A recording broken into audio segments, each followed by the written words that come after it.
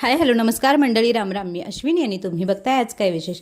तर मी ना हा व्हिडिओ आधी पण अपलोड केला, पण झालं काय की डबल व्हॉइसिंग झालेलं, काहीतरी टेक्निकल इश्यू असावा, मला माहितीच नाही. आणि व्हिडिओ बघितला त्यानंतर काय आलं मला की अरे असा प्रॉब्लेम झाला आहे, म्हणून मग मी तो डिलीट केला आणि परत अपलोड करते. तर आजची रेसिपी आहे सुकटीची भाजी चटणी. तर ओली सुकट जी असती तिची तर छानच लागती, पण कधी कधी सुकीवाली जी असती ना तिची पण करून बघा, मस्त लागते. तर सिंपल अशी फोडणी टाकायची, जास्त काही त्यात तामझाम नसतो. सुकट जी आहे ती आधी भाजून घ्यायची, नंतर पाण्यात टाकून ठेवायची थोडा वेळ, म्हणजे ती छान स्वच्छ निघते आणि रेती वगैरे काही असेल ना तर ती पण खाली जाऊन बसते.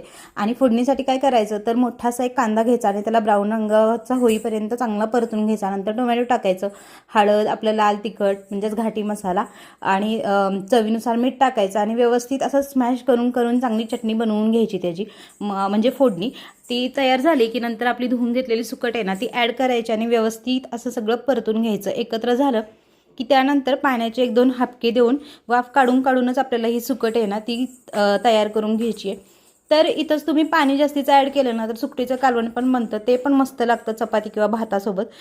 इथं आपली सुकट जी आहे ती 2-3 वाफा काढल्यानंतर रेडी झाली आहे. तर भरपूर सारी कोथिंबीर टाकायची आणि मस्त अशी सुकट जी आहे ती तयार आहे.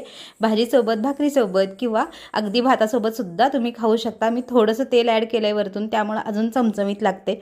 तर नेक्स्ट टाइम सुकट बनवाल ना तेव्हा ही रेसिपी नक्की ट्राय करा. चॅनलवर नवीन असाल तर लाईक, शेअर, सबस्क्राईब करायला विसरू नका.